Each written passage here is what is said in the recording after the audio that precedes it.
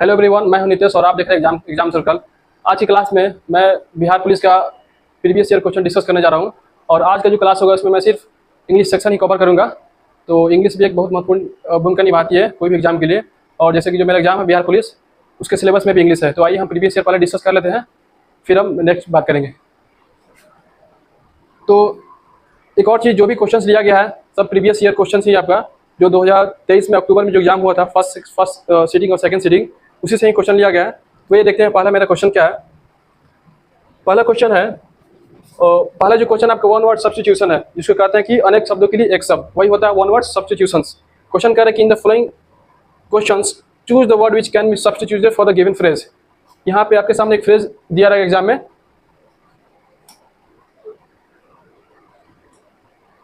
जैसे one who walks in sleep. इसका meaning हुआ कि एक ऐसा पर्सन जो नींद में भी टहलता है, उसको हम लोग क्या कहेंगे। पहला आपका ऑप्शन है सोमनालोक्विस्ट, सेकंड है इगोइस्ट, थर्ड है सोमनाबुलिस्ट एंड फोर्थ है अल्टुरिस्ट। तो ये हम सबका एक मीनिंग समझते हैं, फिर देखते हैं कि कौन सा वर्ड परफेक्ट होगा। पहला जो ऑप्शन है सोमनीलुक्विस्ट, इसका मतलब होता है कि एक ऐसा पर्सन जो नींद में भी बात करे, मतलब जो नींद में बड़बड़ा, उसको हम लोग कहते हैं सोमनालोक्विस्ट। ठीक, तो ये तो नहीं होगा। सेकंड जो ऑप्शन है इगोइस्ट, इगोइस्ट कहते हैं कि ऐसा पर्सन जो ईगो रखता हो अपना, उसको हम इगोइस्ट कहते हैं। थर्ड जो हो गया सोमनाबुलिस्ट, सोमनाबुलिस्ट का मतलब होता है कि जो नींद में भी चले, एक ऐसा पर्सन जो नींद में भी चलने का जिसको हैबिट हो आ रहा, तो उसी को हम लोग क्या कहते हैं, सोमनाबुलिस्ट कहते हैं। तो इस तरह से इसका आंसर क्या हो जाएगा, सी हो जाएगा। ठीक, फोर्थ जो ऑप्शन है अल्टुरिस्ट, अल्टुरिस्ट का मतलब होता है कि एक ऐसा पर्सन जो यह विश्वास करता है कि दूसरे के सेवा में ही सब कुछ है, मतलब जो दूसरे को हित में ही सोचता है हमेशा, उसको हम कहते हैं अल्टुरिस्ट कहते हैं। जिसका जो परफेक्ट ऑप्शन जो होगा क्या हो जाएगा, सोमनाबुलिस्ट हो जाएगा। ठीक, अगर वही एग्जाम में कहते हैं कि one who speaks in sleep, मतलब जो नींद में भी बोले, उसको हम क्या कहेंगे, तो सोमनालोक्विस्ट कहेंगे। ठीक, बट एक ऐसा पर्सन जो नींद में चले, उसको हम क्या कहेंगे, सोमनाबुलिस्ट कहेंगे। ठीक, आइए मूव करते हैं नेक्स्ट स्लाइड की ओर। सेकंड क्वेश्चन है, select the most appropriate synonym for the given word. अब इसमें एंटोनिम सिनोनिम से क्वेश्चन पूछते हैं बिहार पुलिस में। सिनोनिम का मतलब होता है समानार्थक शब्द, एक ऐसा शब्द जिसका और क्या क्या वर्ड हो सकता है। फर्स्ट, अब मेरे सामने जो वर्ड है कोइंसिडेंस, कोइंसिडेंस का मतलब होता है कि इत्तेफाक, मतलब कोई भी चीज सडन हो जाना। पहला जो ऑप्शन है वो दे रहा है एक्सेंट, एक्सेंट का मतलब होता है प्रोनाउंसिएशन, मतलब जब भी हम कोई चीज बात करते हैं तो किस एक्सेंट में उसको बात करते हैं। जनरली हम लोग बिहार के हैं तो फिर भोजपुरी एक्सेंट आ जाता है, वो आपके एक्सेंट कहलाता है। सेकंड आपका एक्सटेंट हो गया, थर्ड इंसिडेंट हो गया, और फोर्थ क्या होगा, चांस हो गया। तो चांस मतलब क्या होता है, चांस मतलब संयोग होता है।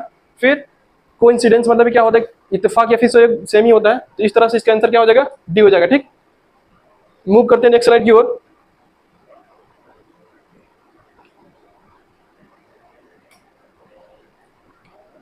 अब यहाँ पे देखिए, तीसरा जो मेरा क्वेश्चन है वो आपका इडियम फ्रेज से है। ठीक, इडियम एंड फ्रेजेस से भी क्वेश्चन आती है, ये प्रीवियस ईयर के क्वेश्चन मैं पहले ही बता चुका हूँ। क्वेश्चन आपका having a soft spot for, having a soft spot for. एक और चीज होता है इडियम्स और फ्रेजेस में, जो भी सेंटेंस होता है या फिर जो भी क्लॉज होता है, उसका कोई लिटरल मीनिंग नहीं होता है। उसका मीनिंग जो होता है, ऐसा नहीं कि इसका जो ट्रांसलेट हम कर देंगे वही मीनिंग हो जाएगा, ऐसा कभी नहीं होता। ठीक, तो आइए इसका देखते हैं इसके लिए कौन सा मीनिंग डिजाइन किया गया है। Having a soft spot for, इसका पहला जो ऑप्शन दे रहा है कि बीइंग टू रिडिकुलस, मतलब हद से ज्यादा क्या हास्यास्पद होना, रिडिकुलस होना। Being fond of, fond of का मतलब है किसी चीज के प्रति शौकीन होना ना, जैसे I am fond of iPhone या फिर I am fond of good food, इस टाइप का। थर्ड जो ऑप्शन दे रहा है having soft skin, having soft skin मतलब सॉफ्ट स्किन होना। फोर्थ दे रहा है बीइंग एंग्री, मतलब गुस्सा हो जाना। अब यहाँ पे हम देखते हैं कि having a soft spot for, तो दिए गए ऑप्शन में ऑप्शन के अकॉर्डिंग मेरा जो सुटेबल आंसर आ रहा है वो क्या आ रहा है, बी आ रहा है, बीइंग फॉन्ड ऑफ, है ना, मतलब किसी के प्रति थोड़ा सा अफेक्शन होना, वही क्या कहलाता है आपका having a soft spot for. इससे रिलेटेड एक और सेंटेंस आता है, having a soft corner for, having a soft corner for. ठीक, अब यहाँ पे एक सेंटेंस आ गया having a soft corner for. Soft corner का मतलब किसी के प्रति प्यार होना, जैसे हम किसी कह सकते हैं I have soft corner for you, मतलब मुझे तुम्हारे लिए प्यार है ना, तो वही होता है एक soft corner for, soft spot for. इसी से ही रिलेटेड ये भी सेंटेंस है आपका। इसका मीनिंग क्या हो जाएगा, दिए गए ऑप्शन के अकॉर्डिंग है बीइंग फॉन्ड ऑफ, मतलब किसी के प्रति अफेक्शन होना। ठीक, आइए देखते हैं नेक्स्ट क्वेश्चन।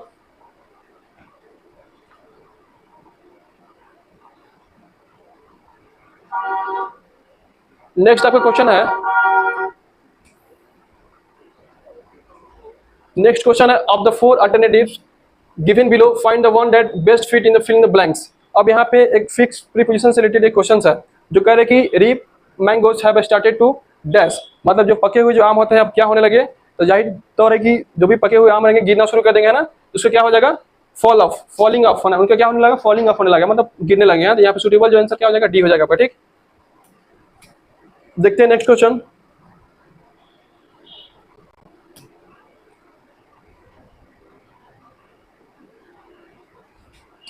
नेक्स्ट क्वेश्चन है select the most appropriate antonym for the given word. आपके सामने एक वर्ड दिया गया है, इसका एंटोनिम खोजना है। एंटोनिम कहने का मतलब विपरीतार्थक शब्द, किसी भी वर्ड का उल्टा जो मीनिंग होता है वही एंटोनिम कहलाता है। आपके सामने जो वर्ड है डिसीव, डिसीव मतलब क्या होता है, डिसीव मतलब किसी को बिट्रे कर देना, किसी को धोखा दे देना, है ना। तो उसका अपोजिट क्या हो सकता है, फर्स्ट ऑप्शन मेरा क्या दे रहा है सपोर्ट करना, निश्चित है कि डिसीव धोखा देना, सपोर्ट करना मतलब उसको सहयोग देना। तो इसका सुटेबल आंसर क्या लग रहा है ए, तो ऑप्शन ए आपका सही हो जाएगा। इसका और भी जो ऑप्शन है उसको देख लेते हैं। सेकंड जो ऑप्शन दे रहा है बिट्रे दे रहा है, बिट्रे मतलब भी क्या होता है धोखा देना ही होता है। डिक्लीट, डिक्लीट मतलब भी उसका भी वही मीनिंग होता है बिट्रे की तरह।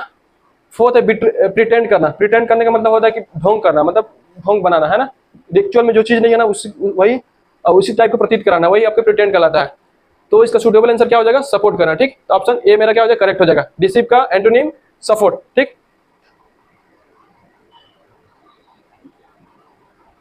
नेक्स्ट क्वेश्चन देखते हैं। 6 नंबर जो आपका क्वेश्चन है कह रहे कि a person who helps willingly without being paid for it. यह भी आपका वन वर्ड सब्स्टिट्यूशन से क्वेश्चन किया गया है। इसमें कह रहे कि एक ऐसा पर्सन जो किसी को हेल्प करता है बिना किसी प्रॉफिट का, मतलब बिना किसी प्रॉफिट का जो किसी को हेल्प करे उसको हम क्या करते हैं। ठीक, फर्स्ट जो आपका ऑप्शन होगा लीडर, लीडर कभी भी विदाउट प्रॉफिट का हेल्प नहीं करेगा, या फिर लीडर अपना सिर्फ ड्यूटी ही फॉलो करता है, जो भी उसको ड्यूटी रहता है वो फॉलो करता है, वो हेल्प नहीं करता है।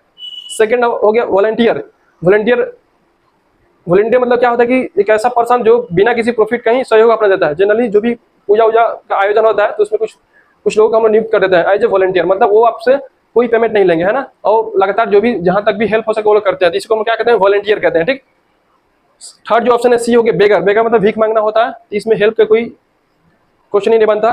फोर्थ जो ऑप्शन है वर्कर, वर्कर मतलब कि जो भी मजदूर होंगे बिना पेमेंट का वो काम करेंगे नहीं, तो इसका सुटेबल आंसर क्या आ जा रहा है volunteer. A person who helps willingly without paid for it, मतलब जो बिना पेमेंट का जो हेल्प करे उन्हें हम क्या कहेंगे वॉलंटियर कहेंगे। ठीक, ऑप्शन मेरा बी करेक्ट हो गया। नेक्स्ट क्वेश्चन देखते हैं। नेक्स्ट मेरा क्वेश्चन है on account of overwork he is dash, मतलब ओवरवर्क की वजह से वो क्या हो गया ना। यहाँ पे आपके सामने ऑप्शन दिया हुआ है ना, पहला जो ऑप्शन है रन डाउन, रन डाउन का मतलब एग्जॉस्ट हो जाना, मतलब थक जाना है ना। निश्चित है कि जब किसी को हम ओवरवर्क दे देंगे तो क्या हो जाएगा वो जो पर्सन है वो थक जाएगा ना, एग्जॉस्ट हो जाएगा। तो इसका सुटेबल आंसर क्या हो जाएगा ये हो जाएगा ना, रन डाउन हो जाएगा। ठीक, नेक्स्ट क्वेश्चन देखते हैं।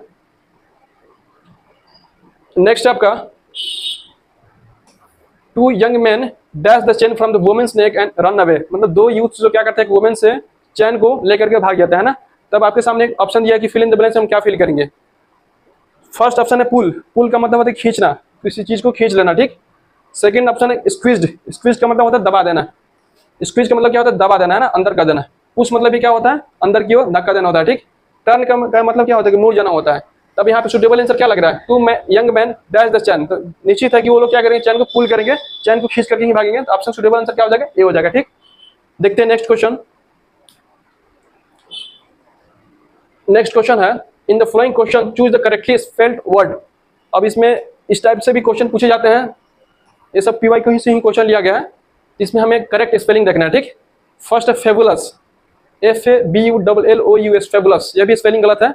देखा जाए तो इसका ऑप्शन जो है करेक्ट सी है फेबुलस, FABULOUS फेबुलस। ठीक, इस तरह से भी और भी कुछ वर्ड्स पूछे जाते हैं जो थोड़ा सा कंफ्यूजिंग होता है। जैसे एक वर्ड आता है कमिटी, MMITTE, है ना, कमिटी, कमिटी एक वर्ड है, इस पर कंसीडर कीजिए। इसका जो स्पेलिंग होता है COMMITTEE, है ना। ये कौन सा वर्ड होगा, ये जो वर्ड होगा यह भी पूछ सकता है आपका एग्जाम में, मतलब इसका स्पेलिंग करेक्ट कर लेगी। इसमें डबल टी के बदले कभी सिंगल टी दे सकती है, या फिर एम के बदले सिंगल एम दे सकता है ना। तो इस टाइप से क्वेश्चन आपके एग्जाम में पूछे जा सकते हैं। देखते हैं नेक्स्ट क्वेश्चन। नेक्स्ट जो मेरा क्वेश्चन है उसमें हमें प्रीपोजिशन फिल करनी है। ठीक, preposition, Krishna was initiated dash Buddhism by Buddhist monk. ठीक, कृष्णा क्या की जो बुद्धिज्म है कब से शुरू किया। ठीक, इनिशिएटेड, एक यहाँ जो वर्ड आ रहा है इनिशिएटेड, इसके साथ एक फिक्स प्रीपोजिशन आता है वो है इनटू, इनिशिएटेड इनटू, है ना। इसका सुटेबल आंसर क्या हो जाएगा बी हो जाएगा ना, 10th का आंसर बी।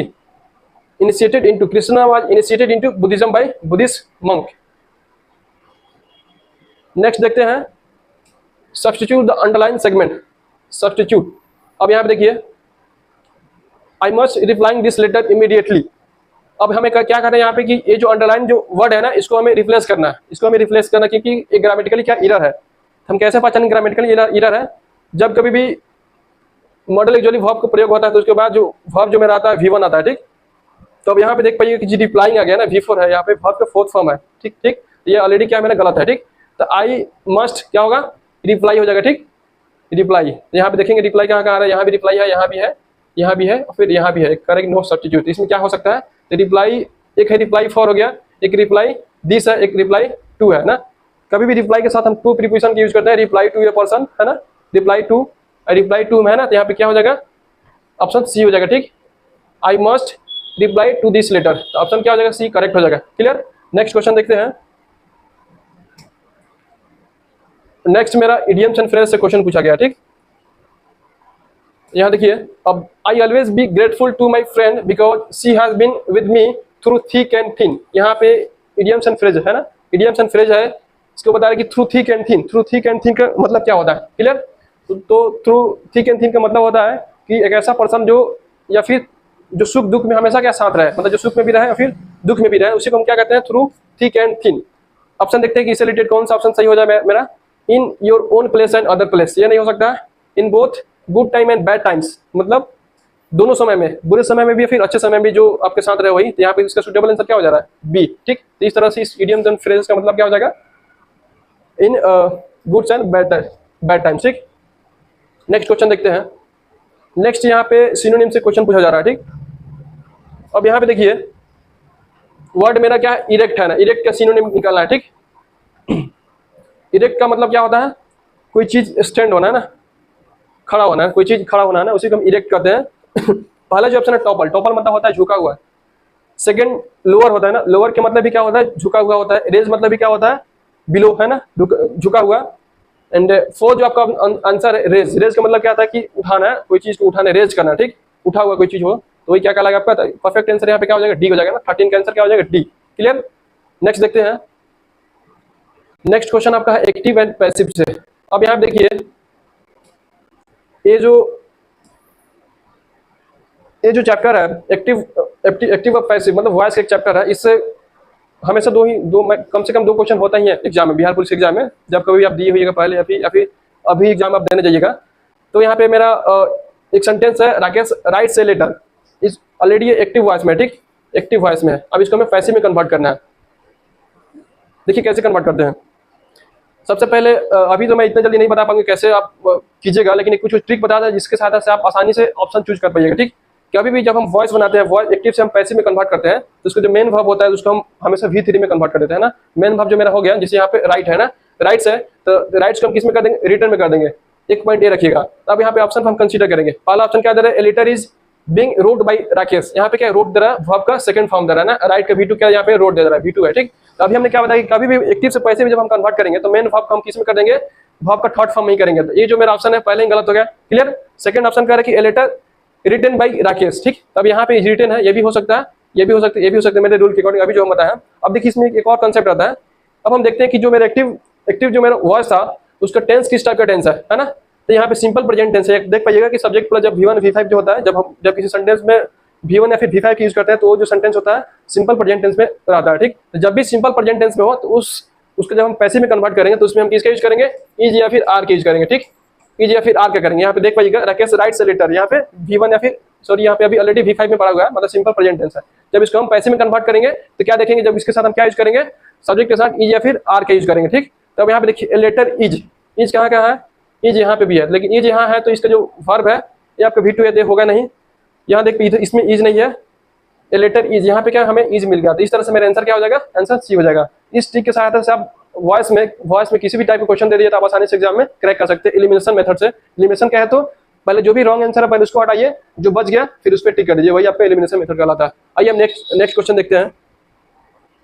नेक्स्ट क्वेश्चन मेरा यह भी वॉइस से ही क्वेश्चन पूछा गया, ठीक। यह भी मेरा जो क्वेश्चन है वॉइस से ही पूछा गया है। क्वेश्चन आपके कह रहा है कि हु स्टोल माई फोन, मेरा फोन किसने चुराया ना। जब इसका हिंदी में पैसे में कन्वर्ट करें, हिंदी में कैसे कहेंगे मेरा फोन किसके द्वारा चोरी किया गया। क्लियर। तो जब भी हु आ जाए ना, जब भी डब्ल्यू से शुरू हो, हु से शुरू हो एक्टिव वॉइस में, तो उसके साथ हम बाई होम का यूज करते हैं। क्लियर। तो उसके साथ किसका यूज करेंगे हम, बाई होम का यूज करेंगे। अब एक और चीज हम बता दिए थे कि जब भी सिंपल प्रेजेंट टेंस हो तो उसके साथ हम किसका यूज करेंगे, इज आर एम रहेगा उसका मेन वर्ब में।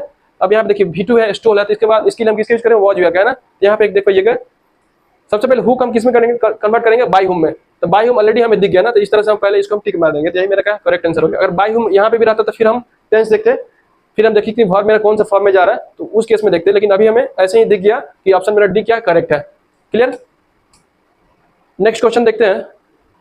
नेक्स्ट है आपका, ये भी प्रीपोजिशन से ही क्वेश्चन है, एग्री। क्लियर। अब जो अग्री जो वर्ड होता है, अग्री, अग्री मतलब होता है कि राजी होना, है ना। तो देखिए राजी हम किसे किसे हो सकते हैं, किसी पर्सन से राजी हो सकते हैं, या फिर किसी के स्टेटमेंट से राजी हो सकते हैं, किसी के विचार से हम राजी हो सकते हैं। राजी हम दो तरीके से होते हैं, एक किसी व्यक्ति से होता है, एक किसी के एक विचार से एग्री होता है। ठीक। तब एग्री के साथ हमेशा विद का प्रयोग करेंगे। कब करेंगे, agree with, agree to my proposal. अब यहाँ पे ऑप्शन के अकॉर्डिंग मेरा आंसर क्या हो जाएगा, विद हो जाएगा। ठीक है ना। अगर टू भी यहाँ पे रखता, टू रहता है, फिर यहाँ पे माइन ना करके प्रपोजल होता है, तो उस केस में हम टू का यूज करते हैं ना, एग्री टू। एग्री विद इसको याद करिएगा, हमेशा एग्री के साथ विद का यूज करेंगे। क्लियर।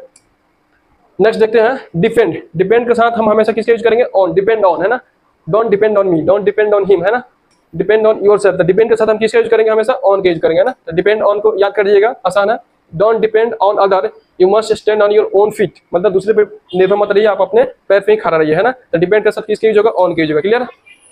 नेक्स्ट हम देखते हैं गिफ्ट ऑफ द गैप। अब यहाँ पे एक इडियम्स एंड फ्रेज है आपका, gift of the gap. Gift of the gap का मतलब होता है कि बोलने की कला, द आर्ट ऑफ स्पीच, मतलब आप कितना बढ़िया से बोल पाते हैं किसी वाक्य को, या फिर किसी सब्जेक्ट पर कितना बढ़िया से बात कर पा रहे हैं ना, वो यहाँ पे क्या कहलाता है, गिफ्ट ऑफ द गैप कहलाता है। फर्स्ट जो ऑप्शन हो गया फ्लुएंसी ऑफ स्पीच, है ना, मतलब स्पीच के फ्लुएंसी, कितना तेज आप बोल रहे हैं। सेकंड जो हो गया फर्स्ट स्पीच। फर्स्ट स्पीच का जो फ्रेजल वर्ब होता है वो तो मैडन स्पीच होता है ना, मैडन स्पीच होता है, मतलब जो लाइफ का पहला जो स्पीच होता है उसको हम कहते हैं मैडन स्पीच, है ना, फर्स्ट स्पीच। थर्ड हो गया figure of speech. Figure of speech मतलब वो आपका लिटरेरी टर्म होता है, फिगर ऑफ स्पीच, ये ऑप्शन होगा नहीं। क्लियर। नेक्स्ट आपका freedom of speech. The gift of the gap का कभी भी मतलब फ्रीडम ऑफ स्पीच नहीं होगा। क्लियर। फ्रीडम ऑफ स्पीच नहीं होता है, फर्स्ट स्पीच भी नहीं होगा। ठीक। अब ऑप्शन मेरा ए बच रहा है। ठीक। तो a gift of the gap का मतलब है कि बोलने की कला, आर्ट ऑफ स्पीकिंग। लेकिन क्योंकि हमें इसी ऑप्शन में ही चूज करना है, तो ये जो ऑप्शन है थोड़ा सा रिलेटेड लग रहा है। जो भी ऑप्शन है बिहार पुलिस में ही के क्वेश्चन में ही दिया गया है ना, इसलिए इसमें चूज किया गया ना। तो फ्लुएंसी ऑफ स्पीच जब यही हो सकता है। क्लियर है ना। इसका जो मीनिंग होगा कुछ और होगा, लेकिन कुछ रिलेटेड क्या यही लग रहा है कि फ्लुएंसी ऑफ स्पीच, इसलिए हम इसका आंसर क्या टिक कर देंगे, 18 का ए कर देंगे। क्लियर। अब हम देखते हैं कि नेक्स्ट क्वेश्चन मेरा यह भी आपका इडियम्स एंड फ्रेज से ही क्वेश्चन पूछा गया। क्लियर। अब क्या है कि टू बेल द कैट, है ना, टू बेल द कैट मतलब बिल्ली के गर्दन में क्या, घंटी लगाना। क्लियर है। तो निश्चित है कि ये जो वर्क है थोड़ा सा रिस्की वर्क है। बिल्ली इतना इजी नहीं कि बिल्ली को पकड़ के उसके गर्दन में फिर उसको बेल बांध दे। क्लियर है। अब देखो यहाँ पे टू बेल द कैट, ये जो इडियम्स एंड फ्रेजेस जो लिया गया है, जैसे एक स्टोरी है कैट का, या फिर कैट ऑफ रैट का स्टोरी है, जिसमें चूहे लोग विचार करते हैं कि चलो हम क्या करते हैं कि बिल्ली के गर्दन में हम एक बेल बांध देते हैं, तभी जब भी बिल्ली रूम में एंटर करेगा तो फिर हम लोग को पता चला कि बिल्ली आ रहा है, इस तरह से हम लोग बच जाएंगे बिल्ली से। तो फिर उसमें क्वेश्चन अराइज होता है चूहे के अंदर कि आखिर कौन बांधेगा, मतलब बिल्ली का जो नेक है उसके अंदर बेल है, कौन बांधेगा, है ना। तो वही उतना बड़ा, इसका मतलब उतना बड़ा रिस्क कौन लगा। तो यहाँ पे देखिए जो परफेक्ट जो आपका आंसर क्या हो जा रहा है, टू फेस रिस्क, मतलब रिस्क झेलना, है ना, रिस्क लेना। इसी से रिलेटेड एक और होता है टू स्मेल द रैट, है ना, टू स्मेल द रैट मतलब चूहे की महक आना। इसका मतलब होता है कि संदेह होना, किसी घटना को लेकर क्या होना, संदेह होना। क्लियर। आइए नेक्स्ट क्वेश्चन देखते हैं। Once in blue moon, once in a blue moon, तो ये जो इसका मीनिंग होता है कि वेरी रेयर, है ना कभी कभार, एकदम दुर्लभ चीज, कोई चीज क्या दुर्लभ हो, है ना। जैसे यहाँ पे देखिए once in a blue moon, इसका मीनिंग क्या हो जाएगा, वेरी रेयर, है ना। रेयर का मतलब दुर्लभ, बहुत दुर्लभ, है ना। वेरी कलरफुल यह नहीं होगा, वेरी पुराना यह भी नहीं होगा, एंशिएंट, वेरी हाई यह भी नहीं होगा। तो इसका आंसर क्या हो जाएगा, वेरी रेयर, है ना। तो आज का जो लेक्चर था उसमें मैंने 20 क्वेश्चन से लिया हूँ, और ये भी जो भी क्वेश्चन था आपका 2023 में जो एग्जाम होता है अक्टूबर में, first sitting and second sitting, उसी का ऑल क्वेश्चन हमने यहाँ पे प्रेजेंट किया हूँ। और अनफॉर्चुनेटली वो जो एग्जाम कैंसिल हो गया था। अब जो सिलेबस में कुछ मॉडिफिकेशन हुआ है उसके अकॉर्डिंग भी आपका सिलेबस यही है। उसमें भी इडियम्स एंड फ्रेजेस है, एंटोनिम, सिनोनिम है, active voice and passive voice है। इसके साथ साथ आप एक और काम कर सकते हैं कि जितने भी इंडियन पोएट्स हैं उनका आप एक बार पोएट या फिर जो भी नोवेलिस्ट है उनका आप एक बार नाम याद कर लीजिएगा, जैसे गाइड किसने लिखा, आर के नारायण लिखे हैं, इस तरीके से आप उस टाइप से भी क्वेश्चन पूछे जाएंगे। एक और चीज़ मैंने एनालाइज किया कि एक आपका पेपर में 100 मार्क्स में 8 से 10 जो क्वेश्चन आपका इंग्लिश से पूछा गया था, 7 से 8 क्वेश्चन आपका इंग्लिश से पूछा गया था। तो आज का मैंने जो क्लास लिया तो उसमें आपका एक ओवरव्यू मिल ही गया कैसे हम ग्रामर जो सेक्शन है उसको हम कैसे टैकल करेंगे, और उसके आधार पे आप कोशिश कीजिए कि जितने भी क्वेश्चन दिया जाए उसको आप इजीली करेक्ट कर पाएँ, थोड़ा सा कॉमन सेंस लगा करके। और मैं विश करता हूँ कि आपकी एग्जाम बेस्ट हो।